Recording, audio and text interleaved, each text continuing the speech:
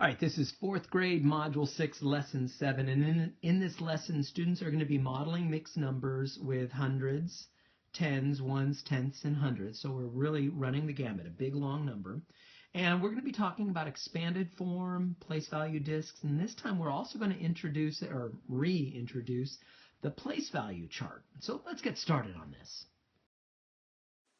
So suppose we have the number 42.18, all right? So what does that mean? If we were going to use place value disks, what would this number look like? Well, this 4 being in the tens place means we would have 4 tens. So 1, 2, 3, 4 tens.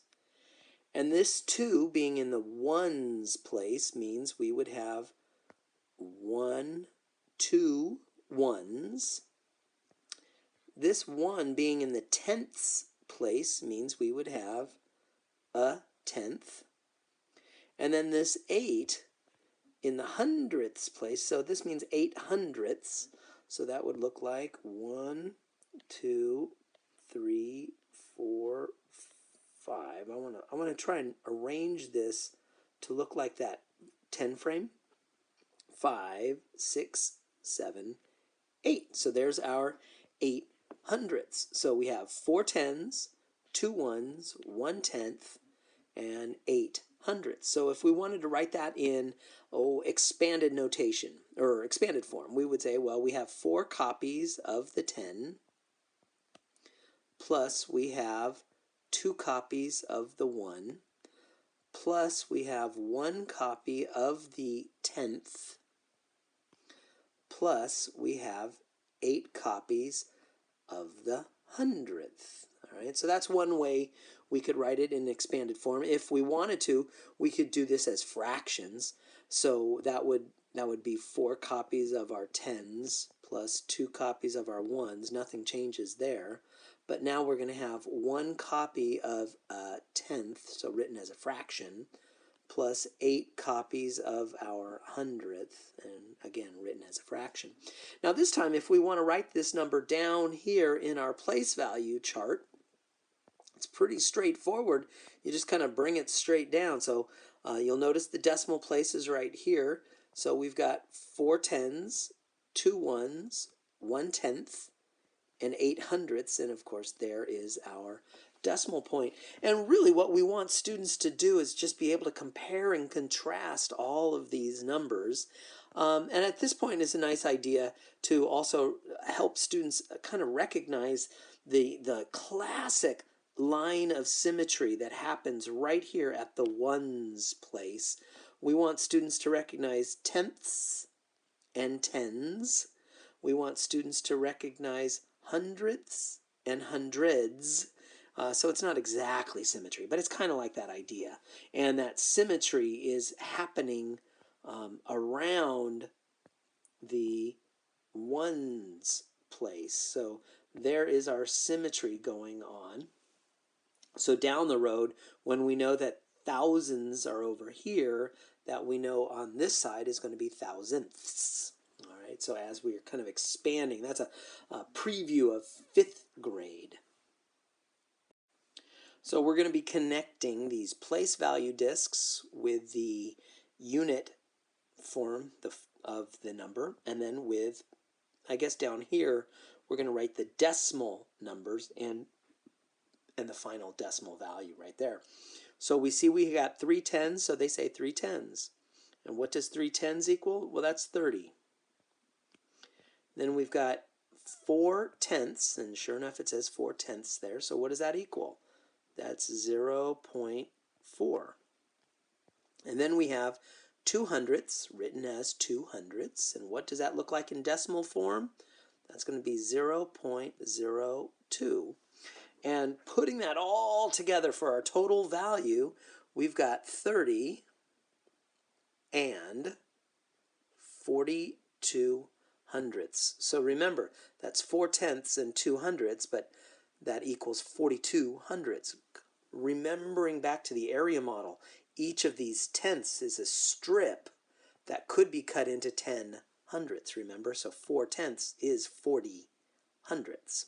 All right, just A lot of connections, man. This is really kind of cool stuff. We've got 1, 2, 3, 4, 5. Uh-oh. I see a goof up here. So I see 500s, but it says 400s here. So I'm going to, I don't know, arbitrarily choose to change this one. I could have changed either of them. So that's going to be 500, and I'm going to write it down here. 500 plus, over here, we've got 300ths. So that's going to be 0.03. And so our final answer is going to be 500.03. Pretty crazy. That one's pretty fun. So just focusing on the place value chart here, and you can see what digit is in the hundreds place, and we can say that, well, the 3 is in the hundreds place, and it has a value of, well, you could say 300s, or we'll just say 300. I'm not entirely sure what Eureka Math wants, so as just a reminder, they might want students to say 300s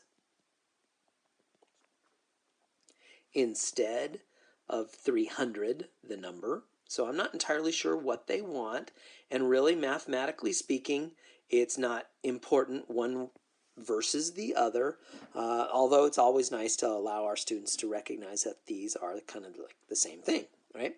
So the digit blank is in the tens place, and we can say, oh, it's 4. So 4 is in the tens place. So what's your value? Well, that's 4 tens. So we could say that's 40, or we might say that is 4 tens. All right, I'm not entirely sure.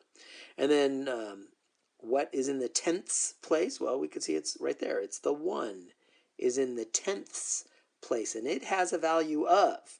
So you could either say it has a value of 0.01. You could say it has a value of 1/10, or you could say it has the value of 1/10. So again, I'm not entirely sure which one of these 3 answers this Eureka is looking for in their answer key, but really any of them is perfectly fine. Although I think if they're talking about value, I would say it's going to be one of these numbers as opposed to the unit form, but I'm not entirely sure. What digit is in the hundredths place? Well, it's the 9. So there's our little pattern. We kind of see they're going through in order.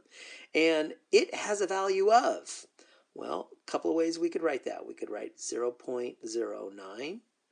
We could write it as a fraction, 9 hundredths.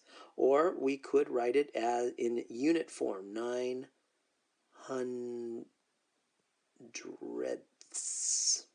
And again, I'm not entirely sure which one of these 3 forms they want.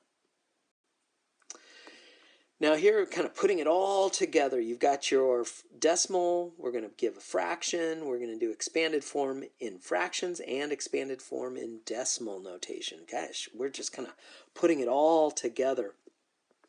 So I'm going to zoom in a little bit. And so that 25.3, how are we going to write that as a fraction? It's going to be 25 and 3/10. So how is that going to look in fraction form, expanded notation? Well, it's going to be 2 copies of the 10. That gives us the 2 right there, plus 5 copies of 1, and that gives us the 5, plus 3 copies of the tenths, and that gives us this 3/10 right here.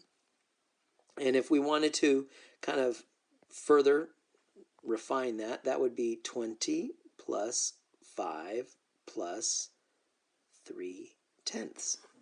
Now if we wanted to write that same thing only in decimal notation, that would be, I better do it in blue so we don't get confused. So that's going to be 2 copies of 10 plus 5 copies of 1 plus 3 copies of the 10th. And there we go. And now once we've got that, I can kind of zoom in and peek. And so what's our value? Well, that's a 20.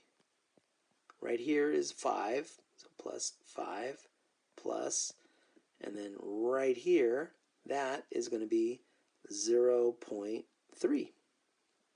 And all of that put together, if you add all of this together, you end up with, right here, 25.3. And we can kind of see the connection between this and this. And I'm going to leave this last one up to you because I think it's almost identical to this. The only thing is there's no tenths, so you're going to skip straight to the hundredths. Not terribly difficult. And that wraps up 4th grade Module 6, Lesson 7, Modeling Mixed Numbers. And we're going to be doing it with place value disks, expanded form. We're doing place value charts. We're kind of putting it all together.